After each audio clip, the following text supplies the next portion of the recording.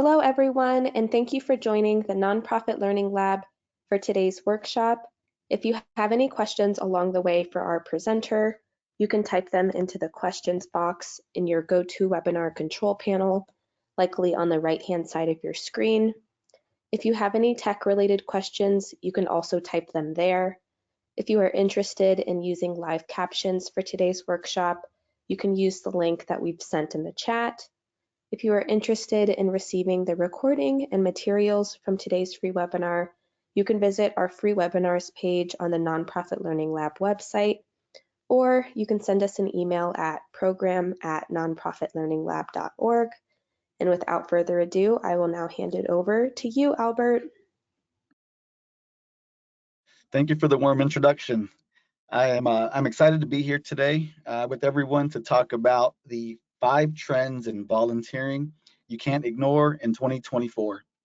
Again, my name is Albert Vasquez. I am head of sales for Rostrify North America. Let's get started and dive right in. So here is today's agenda. We'll start with a very quick Rostrify introduction. Then we'll talk about the volunteer landscape as a whole, followed by the volunteer life cycle. This is important because when we talk about volunteer management, today's trends touch on each of the key parts of the volunteer journey and how to best optimize those steps. And finally, most of our time today will be spent talking about the 5 trends we're seeing in volunteering at the moment. So some of you might be thinking, who is Rostrify? So this is us and our mission, connecting communities to events and causes they're passionate about. What we do is help organizations future-proof their volunteering aspirations and help them grow and manage their programs more effectively. And how do we do that? We do that by providing a single volunteer management platform with global reach and global impact. So what are some of the key callouts here? We work across multiple sectors across the globe to have a scaling and growing impact for nonprofits, higher education, sporting and events. Over 2 million volunteers and paid staff use the Rostrify platform worldwide, with over 10 million plus volunteer hours in 2023 and over 100,000 volunteer registrations each month. I bring this up only to show the experience we have in the industry and to give you confidence in what we are discussing today. The volunteer landscape. We have a big problem in recruitment. This is what 50% of nonprofit CEOs are saying today. Over the last 3 years, since 2020, pretty much when COVID was here, nonprofits are seeing 23% fewer volunteers, and it's been a slow climb back to normalcy. That's what we're hearing. 2 out of every 3 nonprofits have seen an increase in demand due to the economic trends that we're seeing, pushing people to focus on working in a paid capacity. Yet this has also resulted in more individuals and families relying on nonprofit organizations for support.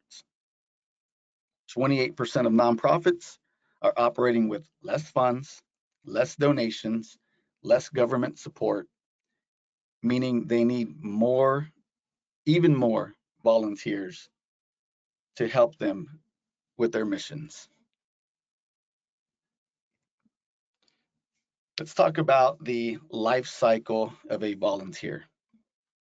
So not often is the life cycle of volunteer mapped out to this degree for lots of organizations. But these steps make it visible to where the efficiencies can be found and what that means for organizations and volunteers. Some of you may have a more simple life cycle and some more rigorous. The takeaway here is that each step can have holes where efficiencies can be found and improved upon.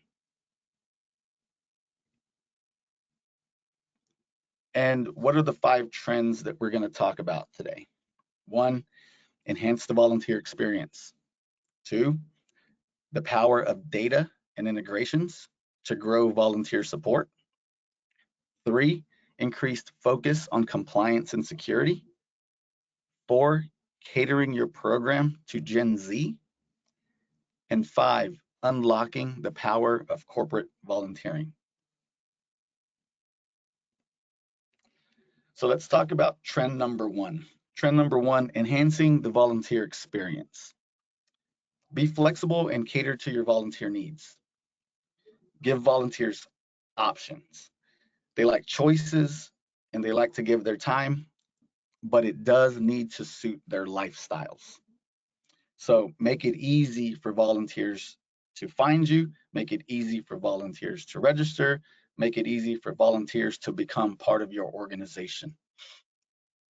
Another thing to add here is that forcing volunteers to participate will typically lead to higher attrition, maybe burnout from your current volunteers. One of the things that we're hearing lots of is treat your volunteers like they're employees. Give them the same types of love and attention when they're coming in for certain things that they're accomplishing. Also, second thing I want to touch on here is personalized communications. What I mean by that is build a brand, make them feel and make them feel a sense of belonging. And when I say them, I mean the volunteers. Refine the quality of your messaging consistently. It may need to change every quarter. It may need to change every 6 months, every year, just to keep up with what's going on in today's world. In terms of communication, stick to a timeline and be relevant. So don't leave communications to the very last minute, and don't focus only on recruitment when you're doing your communications for your organizations. Promote your messaging on social media, and even more importantly, make sure that it's shareable by your volunteers, your employees, and anyone that's associated with your organization. Make sure you're using images and make those images and the messaging engaging as completely possible, using vibrant colors and calls to action. In terms of communications, also be conscious of language translations. Different regions, different parts of the country need different translations, and if you can accommodate, it is best to do so.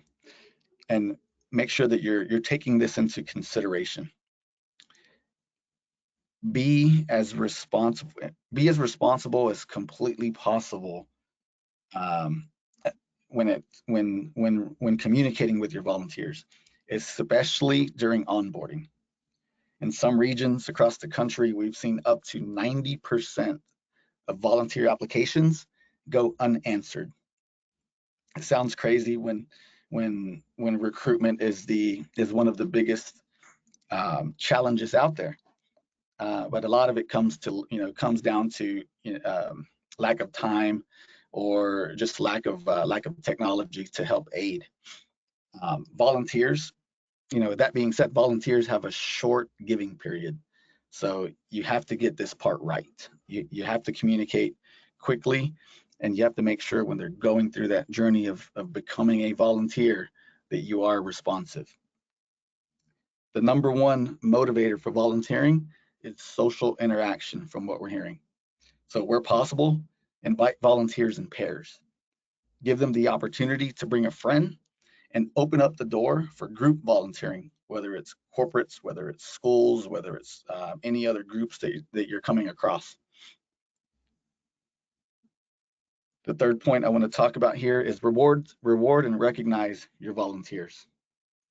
Some of the things that we're starting to see are organizations tying points to hours, or points to events, or points to any type of volunteer activities that are being facilitated and being done on a daily basis. And this is generating social volunteer currency.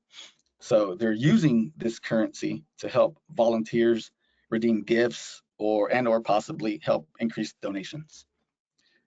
Celebrate groups and promote widely.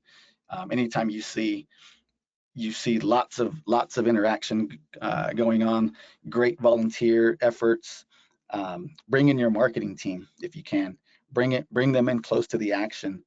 Help them promote great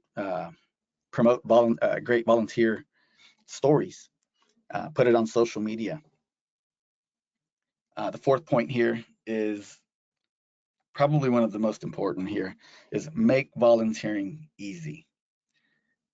Technology is a must, and the older generations, they are adapting. Don't be afraid to bring technology in and think that it's going to hurt the current volunteer segments that you do have. We've seen multiple volunteers, 90 plus years of age and older, using Rostrify in the past, and their engagement has actually increased. And the younger generation, when it comes to technology, expects it. Make sure that when you're using technology, it's mobile friendly. Giving them like some sort of a portal or somewhere to log in at minimum. Use social engagement to promote opportunities. Use social media. Use capture people's attention quickly and provide them with a very easy way of becoming a volunteer and a very easy way of signing up for volunteerships and opportunities.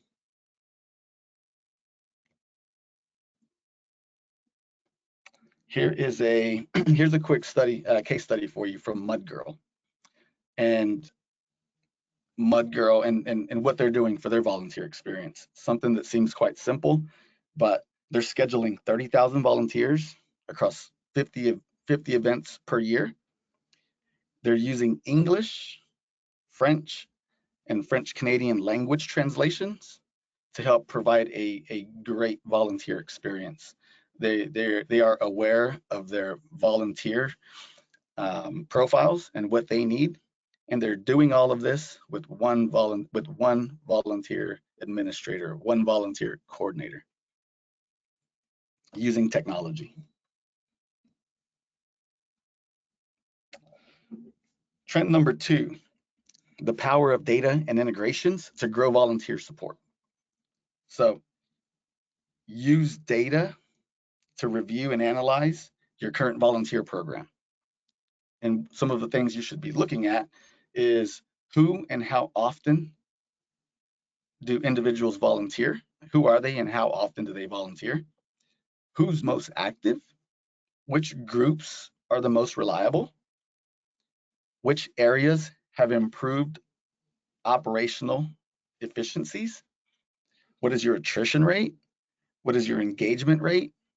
How many volunteers have completed the full onboarding process?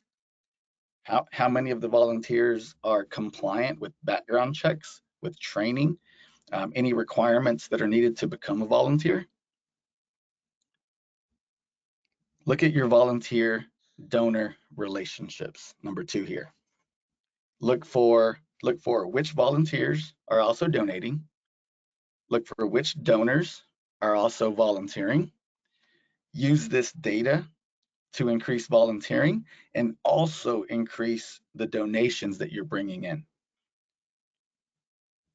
Simply by looking at data, by having your systems integrated together. We've seen a big focus on AI and machine learning to help make this part of the analysis easier. And lastly here, take a look at which demographics might be the most likely and the easiest to recruit, just based on current demographics. Third point here, integrate your volunteer system with other key systems within your organization. So if you can integrate your volunteer database with your CRM, with your fundraising tool, with your background check provider, with your learning management system, the more integrations you have, the better chance and the better visibility you have into cross-referencing all this data to make it easier to pull these types of reports and analyze what your data looks like and where you can become more efficient. In the end, just continue to get a better view of your volunteers by adding one component at a time here. Let's jump to trend number 3. Trend number 3 is increased focus on compliance and data management. We touched on this just a bit in trend number 2. So remember to keep track of active and inactive volunteers and whose data you need to hold on to and whose data you don't. So you might encounter issues with account lifecycle management when it comes to volunteers. So be aware of any data protection laws in your region and ensure that all the technologies you're using, all of the documentation you're keeping are compliant with region policies. Depending on your organization, you might be at higher risk of insider threats. So when you think about turnover rates for employees, turnover rates for volunteers, bypassing the vetting process for both, that might increase your risk here.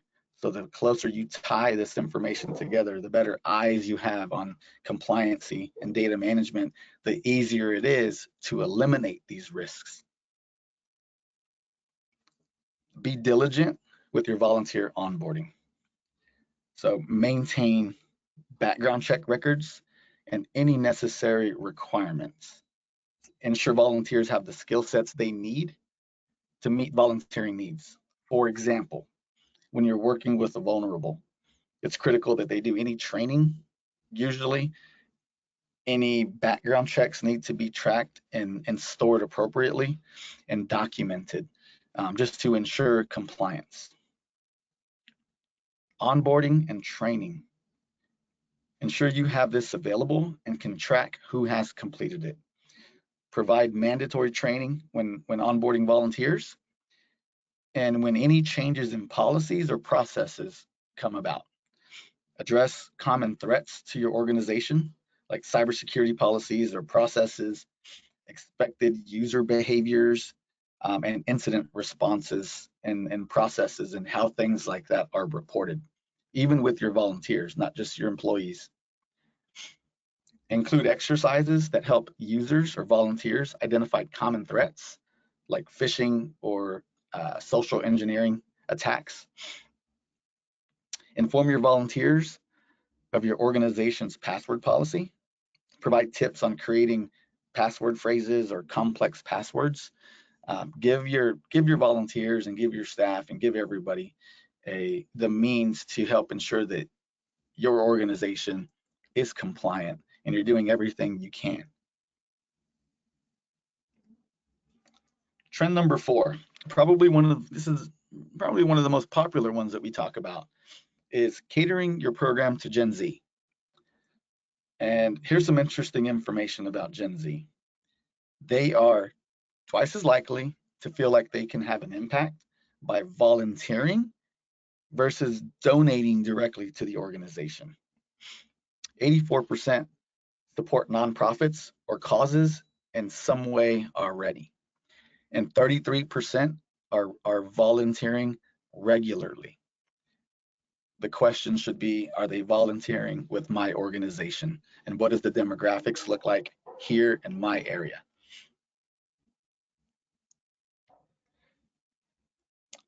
So when it comes to what we're seeing in advice and things that we recommend is, don't underestimate Gen Z's willingness to make change. The sentiment around there exists that they feel pressure to change the world, and they operate better when you inform them versus asking them. So they're eager to support causes that they really truly believe in.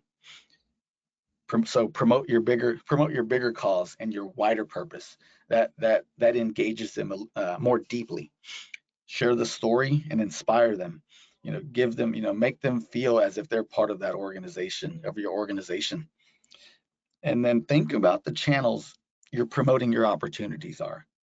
Go to where Gen Zers are, whether it's social media, whether it's places, whether it's jobs or corporations nearby, schools, things of that nature. And number three, my third point here is leverage your recruitment strategies through influencers. So we hear about influencers in social media all the time.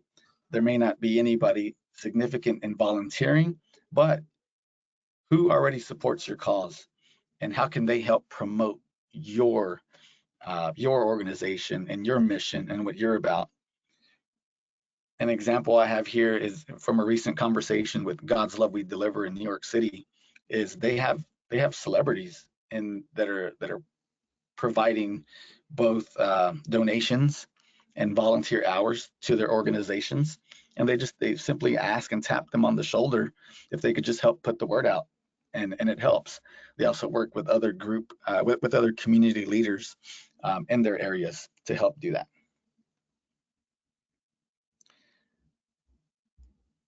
Number four, again here, I want to say is use technology to your advantage.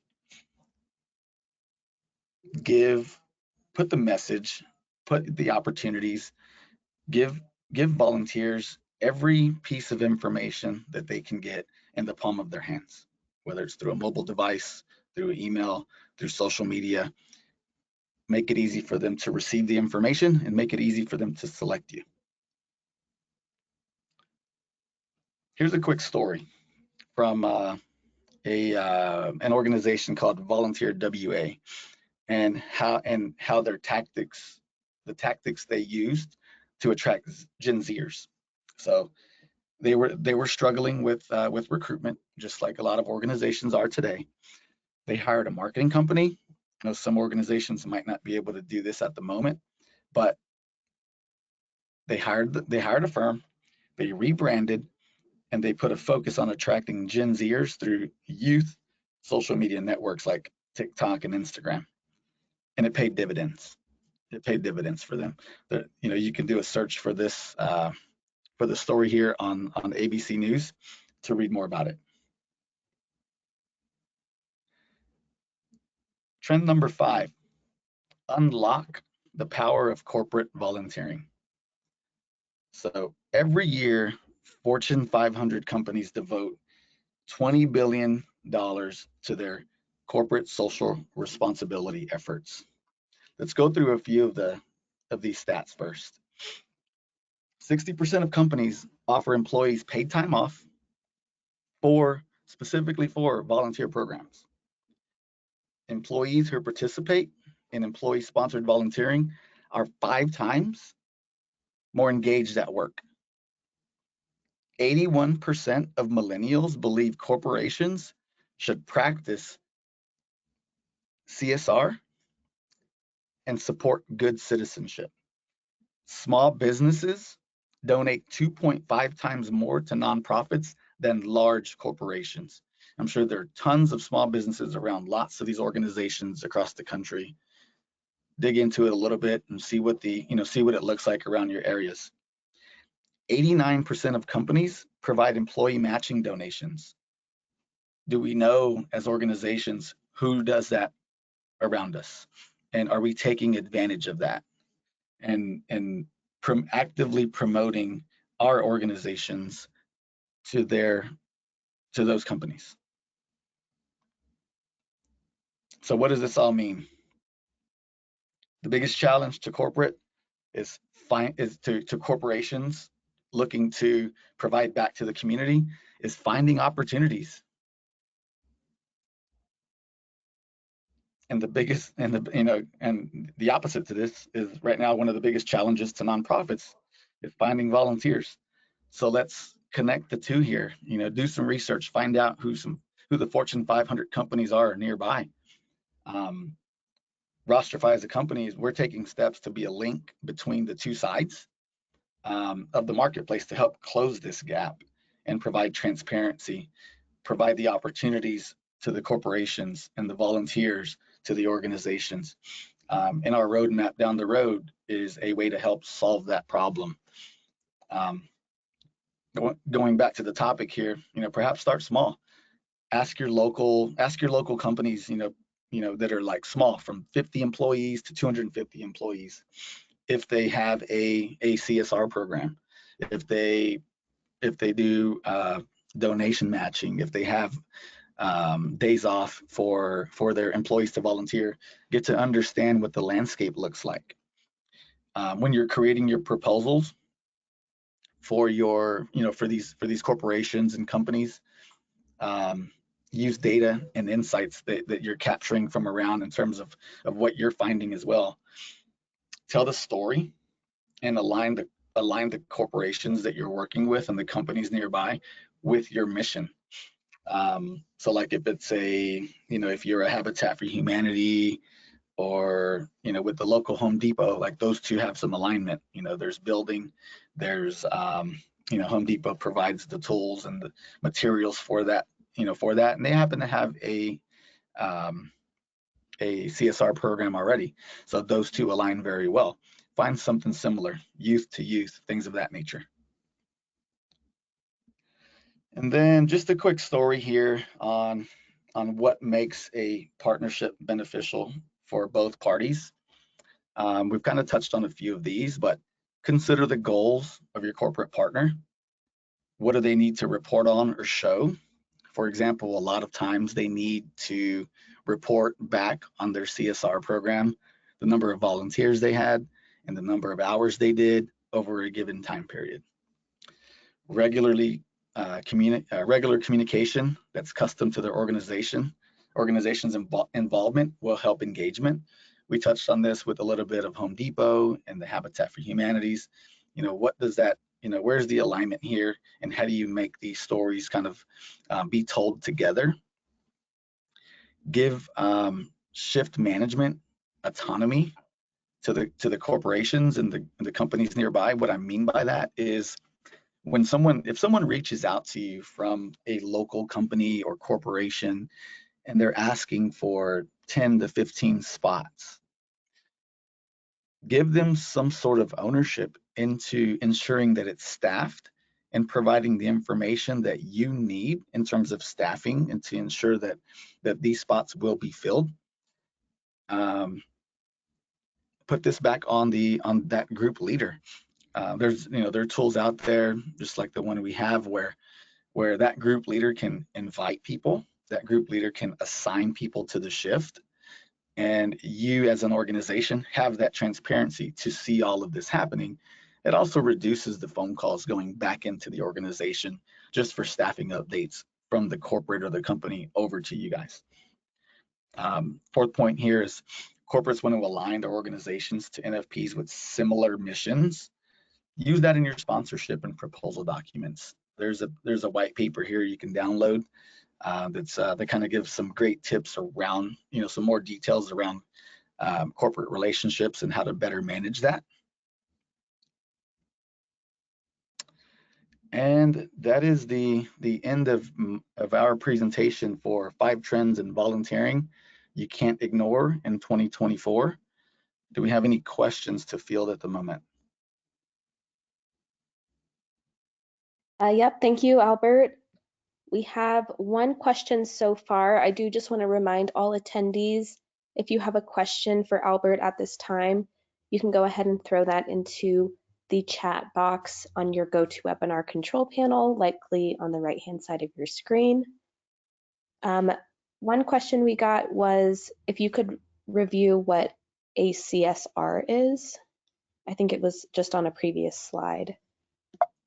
Yeah, so a CSR is a corporate social responsibility program, which is where a corporation says that their part of their mission this year is to allow their employees to contribute X amount of hours, X amount of time, and for them to contribute X amount of dollars back into the communities that they're in. And so if you can identify those are hugely beneficial for not just volunteering, but also donations. Hope that answers the question. Yep, thank you. We just got another question in, or we just got a couple questions in. Someone was asking, how do you balance volunteer training with not overwhelming new volunteers? If you keep the training short and simple. So if it does need to be extensive and multiple steps, break it down into segments. There are tools out there that will break down one training of 30 minutes into, maybe three trainings of 10 minutes. Keep it interactive, keep it engaging. Video training I've seen is it makes that easier to digest and easier to watch and absorb as opposed to reading. Great question. Thank you. Someone else was wondering if you have any tips for how to determine where local Gen Z are meeting in a local town. I would look at like what types of I would start with organizations first. Anyone that's like a newer type of software company in the area that is hiring usually in high volume. You're going to see that high volume a lot of times is of the younger crowd. But then also social media groups. If you can find any social media groups nearby in your area, just like there are volunteer groups, you could find small networking groups. Look for anywhere near university areas, colleges, community colleges. Those are good places to start. Those would be physical locations, and then that could turn into some sort of virtual locations, online locations to find those volunteers. Great, thank you. It looks like we have 2 more questions. Sure. Someone else was wondering, our volunteers have to go through a fairly hefty background process since we are under the district attorney's office in our county. I lose some during this process. Do you have any advice on how to keep people engaged during the waiting process and not be turned off by all of the hoops they have to go through?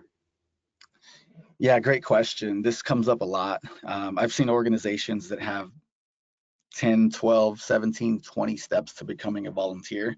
So it can be a bit tedious to get through the process. One of the things that we use in our solution is to engage volunteers in the portal. They can still maneuver through the portal and see what other opportunities look like. But the biggest part is giving them transparency into exactly where they are in the journey. So that way they don't get frustrated with where am I and what comes next. That portal also is an engaging portal that has news articles. They can look at other training opportunities you might have, other opportunities that might not need that extensive of a onboarding process, or if it is, it at least gives them visibility into what your organization is doing and other ways to engage. You could provide tools and resources for them to read to get ahead of the onboarding steps while they're waiting. Great, thank you. We have one more question. Someone else was wondering if you have any resources to recommend regarding background check compliance or requirements state by state. I don't off the top of my head, but that is something I can take note of. We publish information quite often in terms of just generic volunteer information, whether it's places for training, integration capabilities. But I can take that one back to my marketing team. I don't at the moment, unfortunately. No worries. Thank you so much. That kind of concludes the Q&A section of today's webinar. Thank you so much, Albert. This is the official end to today's webinar. If you all are interested in receiving the recordings and materials from today's free webinar, you can visit our free webinars page on the Nonprofit Learning Lab website. Thank you all so much for participating. And again, thank you, Albert, for educating our community. Yeah, thank you, everybody. Thanks for having me on. It was a pleasure.